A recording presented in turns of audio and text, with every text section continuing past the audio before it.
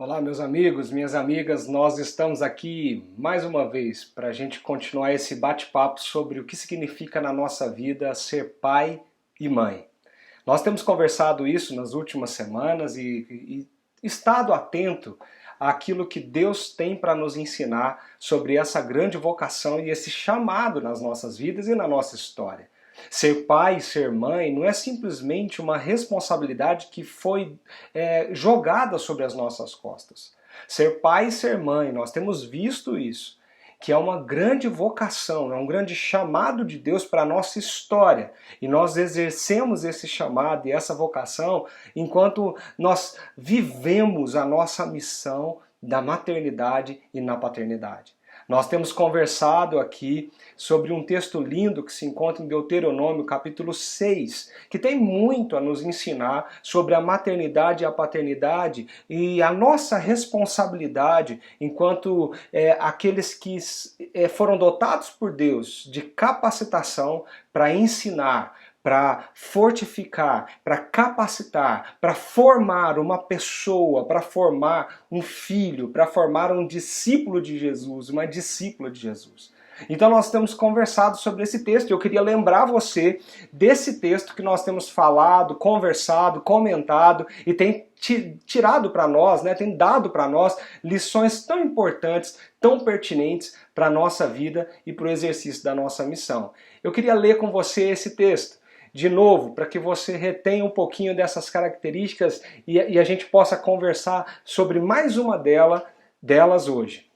O texto de Deuteronômio capítulo 6, do versículo 4 ao versículo 7, diz o seguinte: Ouça, ó Israel, o Senhor, o nosso Deus, é o único Senhor.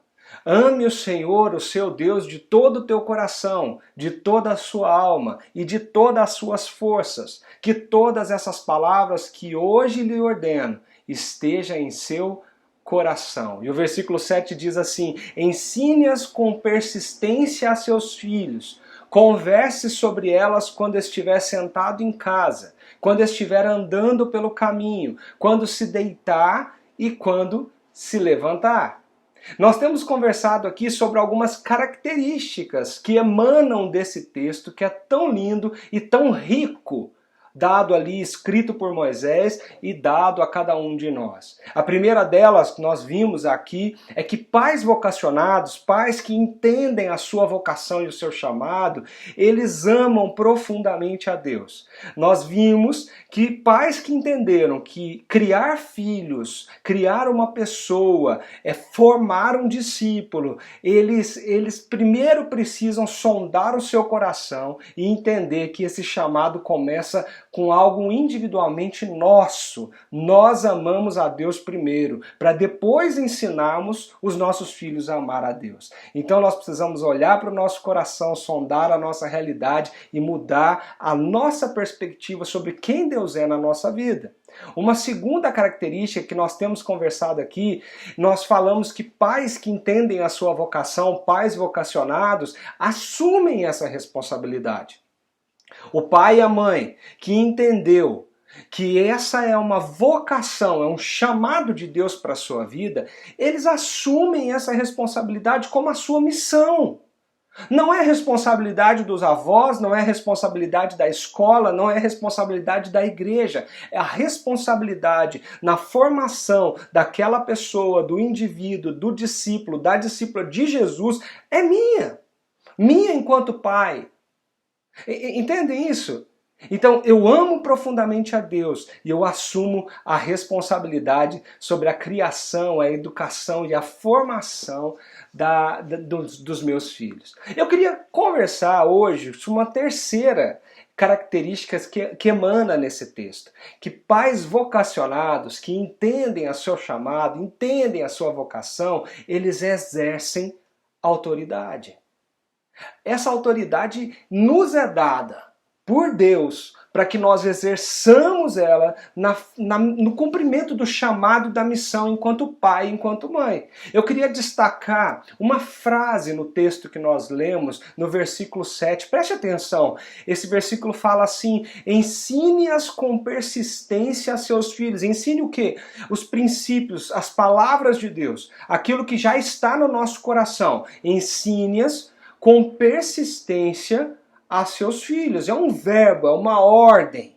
E é curioso que existe uma outra tradução do verbo original nesse versículo, que talvez muito de nós conhecemos, que fala assim: tu as inculcarás a teus filhos. Inculcarás. O que quer dizer essa palavra inculcar?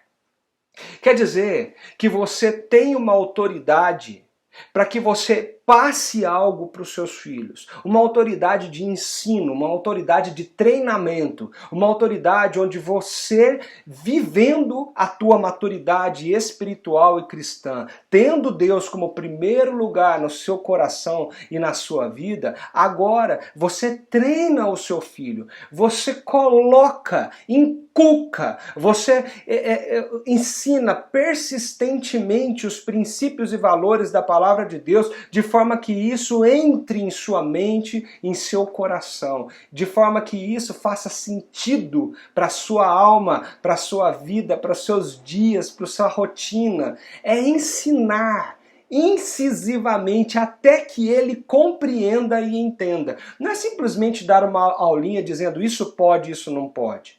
Inculcar, ensinar com persistência tem a ver você mostrar na prática e na teoria os princípios e valores de Deus, de forma que aquilo traga para o coração do seu filho, da sua filha, uma compreensão muito profunda do que significa viver daquela maneira.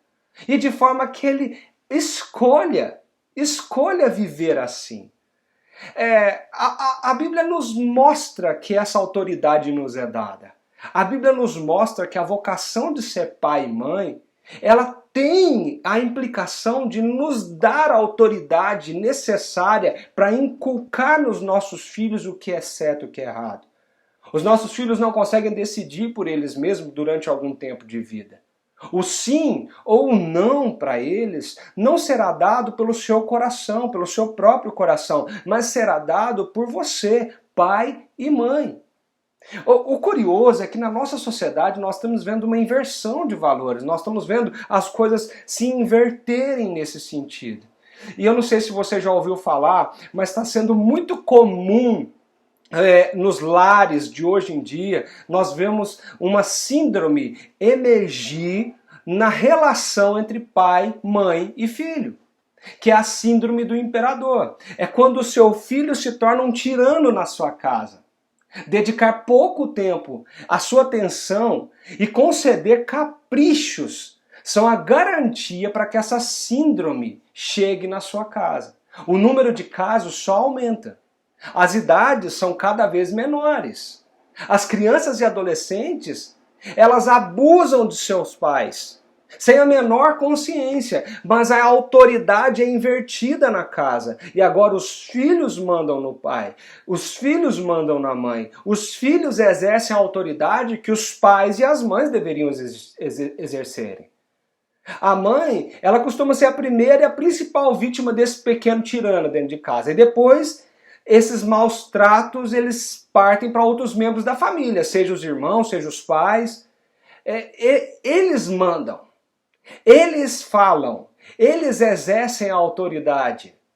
Geralmente, alguns artigos falam que essa síndrome emerge de alguns fatores. Por exemplo, filhos únicos tendem a apresentar isso mais facilmente, porque toda a atenção está voltada para ele.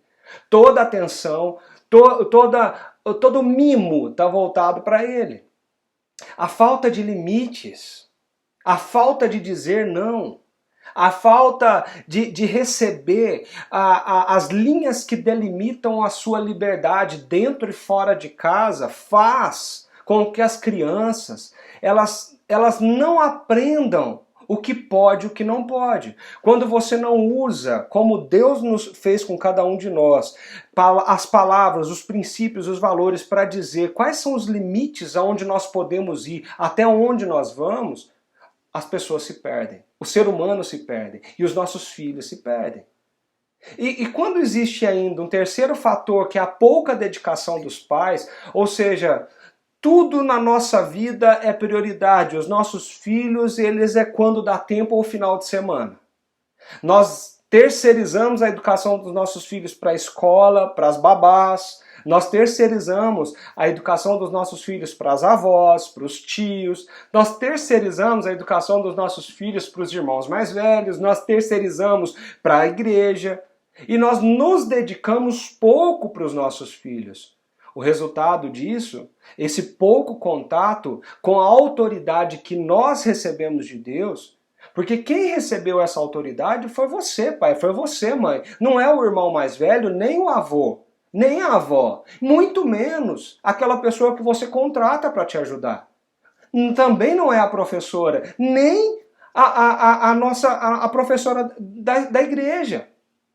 Perceba que quando nós terceirizamos, a autoridade continua com a gente, mas ela não é exercida sobre os nossos filhos. E o que resulta disso?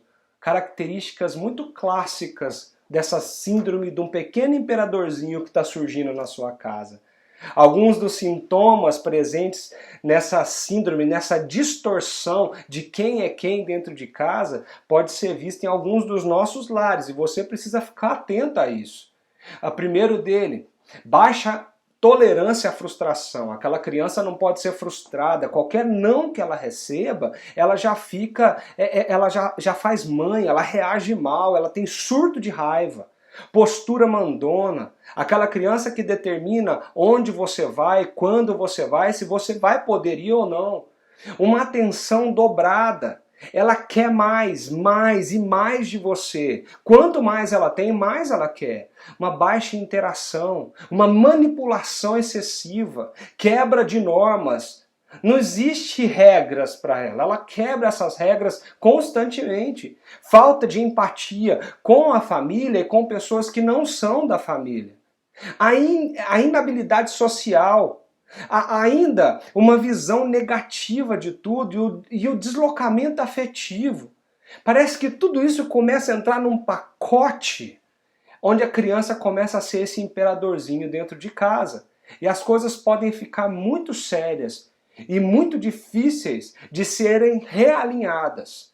Então, se os grandes fatores para essa síndrome chegar dentro de casa, quer dizer, com a pouca atenção dos pais, não exercendo a autoridade que é somente deles, e a falta de limites, dizendo para o seu filho quando, onde, como ele pode ou deve agir, nós devemos muito estar atentos a como nós estamos estabelecendo a nossa autoridade diante da vocação de Deus nas nossas vidas. Deus nos vocacionou para que eu e você, como pai e mãe, nós delimitemos quais são os limites dos nossos filhos desde que eles nasçam, até quando eles adquirem a sua liberdade, a sua autonomia, a sua independência, que segundo a Bíblia é quando eles saem de casa para constituir o seu novo lar, casando-se com alguém. Então nós precisamos entender que essa autoridade é nossa e nós precisamos exercê-la. Eu gosto muito de uma frase do Cortella, o filósofo, que ele diz assim: a família não pode ser uma ditadura, mas não é uma democracia. Eu vou repetir. A família não pode ser uma ditadura, mas ela não é uma democracia. O Cortella traduziu bem o que nós estamos tentando falar aqui. A família não é uma ditadura, uma tirania. Não é isso que Deus deseja de nós. Exercer a autoridade não é ser tirano, não é ser maldoso, não é ser alguém autoritário. Exercer a autoridade com a luz do Evangelho, segundo o Evangelho de Jesus Cristo, é muito diferente de alguém que simplesmente impõe coisas. Ela também não pode ser uma democracia. As decisões da casa não podem ser tomadas pelo seu filho. Deus chamou você para tomá-las. As decisões sobre a vida dele, até determinada altura da sua vida, elas não são tomadas por ele, são tomadas por você. Você tem a autoridade sobre a vida dele. Você é responsável, você responde por ele, civilmente, socialmente e espiritualmente. As decisões que serão tomadas sobre a vida dele são responsabilidades suas. O que der certo, o que der errado, será cobrado de você, seja pela sociedade, seja por Deus. Então exerça a sua autoridade. Exercer a autoridade dentro de casa, assumir essa responsabilidade exercendo a autoridade, é primeiro não delegar isso para ninguém, porque isso é um privilégio seu. Mas exercer isso é você aprender a dizer não, a colocar os limites, a colocar as placas, os guardrails. É você dizer aqui, daqui para cá você não passa. Daqui para cá é pecado. Se você passar desses limites, você está ferindo a Deus, você tá ferindo a palavra de Deus, você está pecando. Nós cremos no Evangelho e nós precisamos usar o Evangelho como base para isso. Nós precisamos ensinar os nossos filhos que os limites servem para nos guardar do nosso coração pecaminoso. Você precisa aprender a falar não. A sociedade tem tentado deixar tudo isso muito morno. Nós não podemos dizer não o tempo todo. Nós temos que fazer tudo de uma forma muito delicada. Eu não estou dizendo que não tem que ser. Mas a gente tem que tomar muito cuidado, porque nós estamos, sabe o que nós estamos fazendo? Nós estamos sentando numa mesa e colocando os nossos filhos no mesmo nível de autoridade que nós temos com ele. E isso não é bíblico. Deus nos colocou sobre autoridade, como autoridade sobre os nossos filhos, para as decisões por eles. Para ensinar o que é certo e o que é errado, o sim e o não. Provérbios 13, 24 fala: quem se nega a castigar seu filho não o ama. Quem o ama não hesita em discipliná-lo. Provérbios 29, 15 diz que a vara da correção dá sabedoria, mas a criança entregue a si mesmo envergonha sua mãe. Provérbios 23, 13 diz: não evite disciplinar a criança. Se você a castigar com a vara, ela não morrerá. Lembra? O ensina a criança o caminho que ela deve andar, no caminho que ela precisa andar. Você precisa exercer a sua autoridade de pai e de mãe.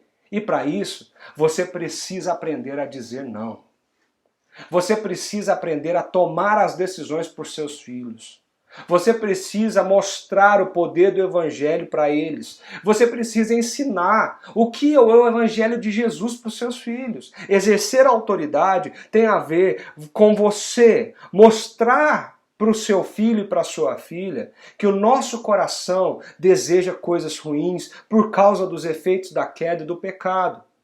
Mas que o Evangelho de Jesus Cristo coloca em nós a proteção que nós precisamos, do perdão, para que nós tenhamos a liberdade de viver a nossa vida sem ofender a Deus, o nosso Criador, o nosso Senhor. E para isso, nós precisamos de pessoas como pais e mães que nos ajudam a ter essa compreensão através da palavra do Senhor. Eu gosto muito do pastor Pedro Dulce. E ele tem trazido para a nossa geração pensamentos incríveis sobre o que é ser pai, o que é ser mãe e essa vocação maravilhosa que nós temos em nossa vida. Ele recentemente fez um curso gratuito que ele colocou no Invisible College e o título era Entenda suas crianças sem morrer tentando. E ele soltou um artigo muito interessante, eu queria ler um trecho desse artigo com vocês, que chamou Não seja amigo dos seus filhos. Olha só o que o Pedro Dulce, o pastor Pedro, colocou nesse artigo. Eu sei que parece contra-intuitivo, mas temos que tomar cuidado quando falamos sobre a natureza da relação que alimentamos com nossos filhos. Existe uma cultura contemporânea entre pais e professores que se excedem no espaço e confiança que dão aos filhos e alunos, tratando-os como iguais e amigos. Uma das primeiras desconstruções que precisam ser feitas é que os pais não são amigos dos seus filhos. Esse é um erro terrível e diz respeito à cartografia dos amores que a fé cristã nos legou.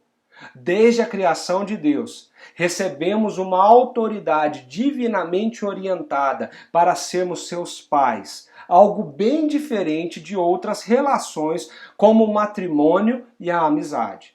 Isso significa que existem responsabilidades diferenciadas que nunca poderão ser supridas por mais ninguém, como por exemplo os amigos, mesmo que nossos filhos precisam também de amigos. Eu sei que quando mães e pais dizem que querem ser os melhores amigos dos seus filhos, eles querem transmitir segurança e espaço para eles se sentirem à vontade entre eles. Mas cuidado! Não fomos chamados para sermos amigos dos nossos filhos. O amor entre amigos e entre pais tem exigências, objetivos e dinâmicas muito diferentes. Transformar a parentalidade em mera amizade é destruir por dentro o núcleo de significado dessa relação. O que a Bíblia diz que devemos fazer com nossos amigos é totalmente diferente do que ela diz para fazermos com nossos pais e nossos filhos. Os filhos nos devem honra, respeito e reconhecimento de autoridade de quem é responsável por eles. E muitas vezes isso significará ser invasivo, autoritativo e restritivo. Amigos não foram dados para compartilharmos o mesmo horizonte de caminhada e amigos nos foram dados para compartilharmos o mesmo horizonte de caminhada e para dividirmos objetivos e períodos de vida em comum. O amor que lhes entregamos é diferente daquele que devemos aos pais. Sempre me lembro do livro de C.S. Lewis, Os Quatro Amores. Nele temos uma das mais didáticas cartografias de nossas relações que nos permitem perceber o quão problemático é viver em uma época que chamamos pais, cônjuges e filhos de amigos, quando na verdade deveríamos dar o que é devido a cada um, sem confundir e de indiferenciar as relações. Eu gosto muito dessa fala do Pedro, porque o Pedro ele deixa muito claro que o que nós entregamos para os nossos amigos são diferentes do que nós entregamos para os nossos filhos. O que entregamos para os nossos amigos são diferentes do que entregamos para as nossas esposas, para os nossos maridos. A nossa relação entre pai e filho não é uma relação entre amigos. É uma relação que precisa entender, compreender que pai exerce autoridade sobre os filhos. Eu queria que Deus te abençoasse muito e que você possa exercer a sua autoridade como pai e mãe para com seus filhos, inculcando, ensinando persistentemente os princípios e valores do reino de Deus.